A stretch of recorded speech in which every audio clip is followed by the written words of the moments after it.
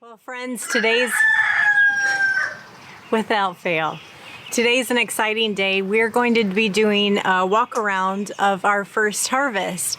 Totally cheating here because I just planted my green stalk garden planter with nursery bought herbs, but I'm going to cut a lot of them back and go ahead and harvest them to give them more energy, I guess, to want to put off more shoots. So we're going to just trim back our basil. All right, so this is my basil, and you'll see these baby leaves down here. That's what I'm cutting off too.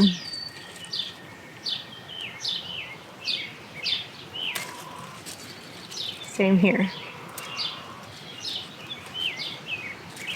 There we go. And we're going to take some of this marjoram. All right, I'm just walking around and doing the same thing everywhere.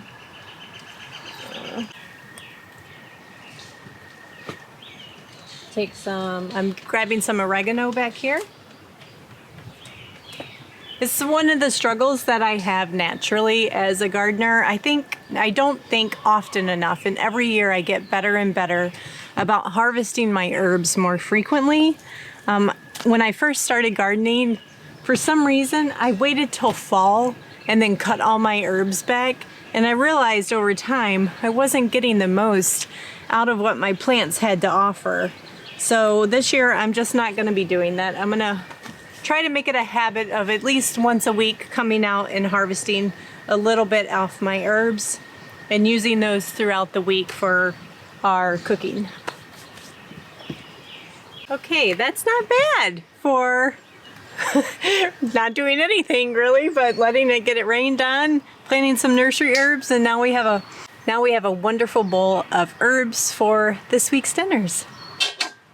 So I think I shared with you in one of the last videos how we were moving a bunch of stuff from the orchard and transplanting it here. Here I am again, just right off the back kitchen deck, and this is where I transplanted a bunch of my chives. So they're about to go to seed or flower, and I want to go ahead and harvest a lot of these. We have been harvesting them a lot, but I'm going to cut them way back.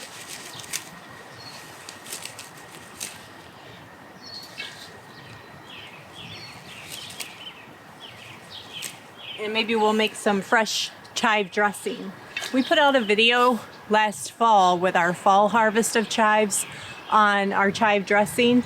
I'll make sure to leave that link down in the comments below. It's a wonderful go-to every type of seasoning. We put it on everything from hamburgers to scrambled eggs to just traditional Asian-inspired dishes. It's good on everything.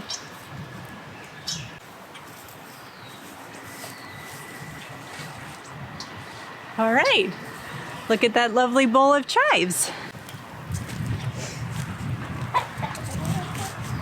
This is lemon balm that I also transplanted up here this spring. So I'm gonna go ahead and harvest a bunch of that.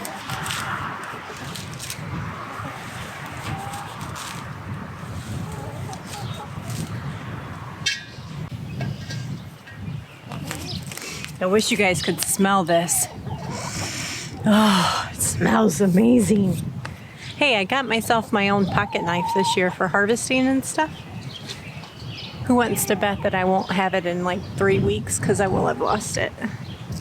Hopefully not. I'll try to do a good job. All right, let's go harvest some mint. This was one area that we tried to, sorry about the wind, one area that we tried to expand our forest garden in last year. I have a plum tree behind me. Here's a piece of rhubarb. I didn't quite get up. I had rhubarb in here that I was growing that I transplanted. I had some strawberries I took out, transplanted. The lemon balm was in here, but I did not get the mint out. So I still have quite a bit of mint still growing in here, so I'll go ahead and harvest that. It tastes like just like that spearmint, old-fashioned spearmint gum. Okay, but I have mint growing one other place. Let me take you up there. Oh no, since we're right here, Todd said I left a rhubarb in the garden, or in the orchard. I don't know how I missed that, so I'm gonna see if I can just harvest some, because what I should have really done is harvested. Okay, this knife's already not closing. I just bought a cheap one. I should have harvested my rhubarb before I transplanted it. Okay, well this is it. It's really overgrown with weeds, and honestly, none of the stalks are really tall enough and worth harvesting. That's probably why I didn't see it the last time I was out here transplanting everything, was just because there was this patch of grass here. It's probably just now grown up enough that it's visible. So I'm gonna go ahead and leave it, and what I'll probably do is just keep this marked this year so Todd doesn't mow it down, and we will properly transplant this one in the fall. Okay, we are out at the garden now. I'm gonna be harvesting lettuce and spinach primarily. I don't think anything else is ready to harvest yet, but I wanna just let you know, we're also gonna check to see if I did the right thing when I planted my tomatoes the other day. I knew there was rain coming, but the forecast just kept adjusting, and I did risk it. And I'd say over the last 24 hours or 48 hours, we got well over 2 inches of rain.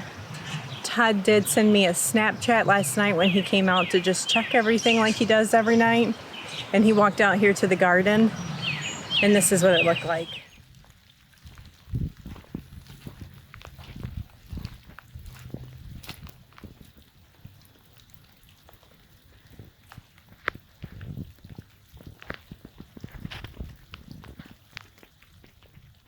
So we're gonna walk in there and see how it is this morning, and I guess we'll just do an assessment while I harvest my goodies. Well, the potatoes obviously liked the rain. They are popping out all up and down this row. Crazy what a couple days does. If you're new to gardening though, you might not know certain crops love to be cut back. They come back bigger and better all the time. Lettuce and spinach is definitely one of those crops. So go ahead and harvest away all your baby spinach leaves, and you'll be amazed at how well they respond. You'll get just bigger and bigger plants. So we're just gonna harvest all of our baby spinach. Whoops, pull that one out. Sorry. Get these off. Then I have, this row is iceberg lettuce, and the front row is butter crunch lettuce. And the lettuce is always so much sweeter when it's baby size like this.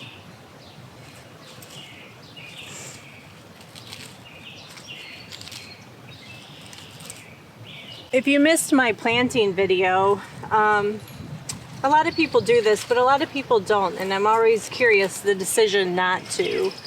And what I'm talking about is high intensity planting of lettuce greens, salad greens, any type of greens. And all I do is I drag a trench line and I literally sprinkle, like no spacing at all, of my seeds. And you end up with this ability to cut and come again for a long time of salad greens. And I found that you can get just like quadrillion, triple, whatever you want to say, times harvest than if you just planted individually spaced plants where they would get big and you would harvest one time.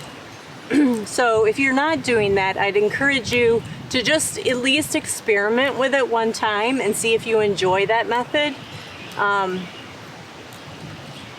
You might not get your big iceberg head lettuce like you buy at a grocery store, but with respect to really sweet, tender salad greens, you can make some pretty amazing salads.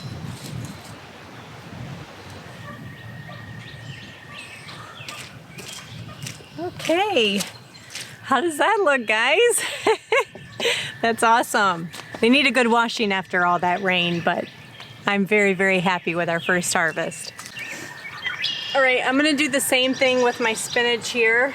It's definitely ready and harvestable. So I'm just gonna cut all the outer leaves away.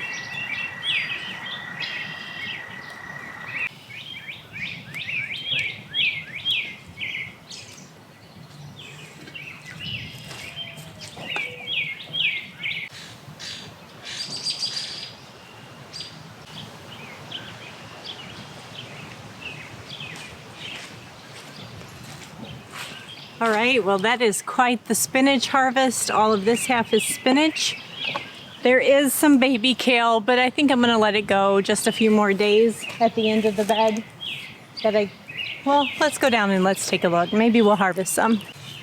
I was watching Living Traditions, and Sarah was talking about, and Kevin were showing how to harvest their broccoli greens. So I'm gonna take just a couple of those and see how I enjoy them.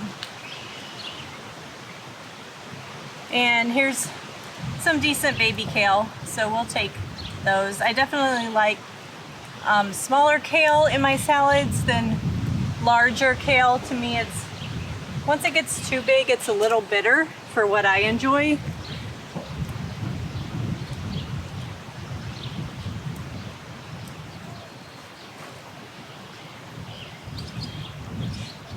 We won't take a lot. It's really not quite ready yet. But right behind me here is where I planted my tomatoes, and it looks a little scary right now, so I'm going to show you guys. Those two tomatoes look good. I don't know if you guys can tell, they are built up off the soil a little bit, the ground level, but I'm sure they got pretty darn saturated. But look at this. I don't think my garlic is going to appreciate getting this soaked at this stage of their growth. Look at this. Oh no. So again, my tomatoes are built up pretty darn good. No one is sitting under the water with my tomatoes, but this garlic, guys, yikes, look at that. Almost to the top of my boot. So I need to wrap this up, guys. The rain is already coming back. It's supposed to be sporadic today. Ugh, yuck. And I need to get the camera out of the rain. But, so super happy with my harvest. First harvest of the year. Not so happy about what's going on behind me. However, 2 seasons ago, even last season, my whole garden would have still been like this in certain areas. We have done so much work to build up the soil level with the wood chips and the huge amendments this year, bringing in all that barn clean out and top dressing it with compost and the peat moss to prevent situations just like this. My certain areas of my garden were just way too low. Now, obviously what this is telling me is I haven't done enough back here. So this fall I'm gonna have to do a significant job trying to build up this back section of my garden. So fingers crossed, no more rain after this evening, and we're supposed to have like 4 or 5 straight days of sun. What I always pray for in those situations is high winds, so it dries everything out really good. I need to get all these veggies in now and get washed. But you know what? If it's one thing, it's not another, right? We could be in the middle of summer, and my son reminded me, Mom, you would be praying for rain. You can't ask for one thing at one certain time and another. I'm like, no, but it would be convenient if it worked out that way.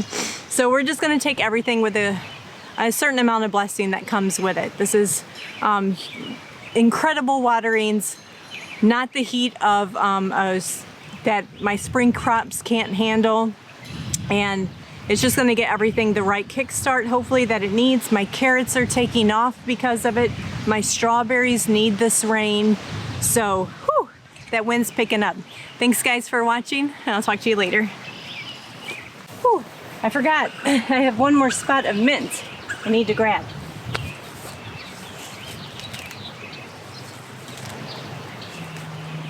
This is right outside. Behind me is my new chicken coop that Todd built, and I've been just plucking this as it's been coming up and giving it to them, and they love it. But this time I'm gonna keep it for myself and use it for my kombucha.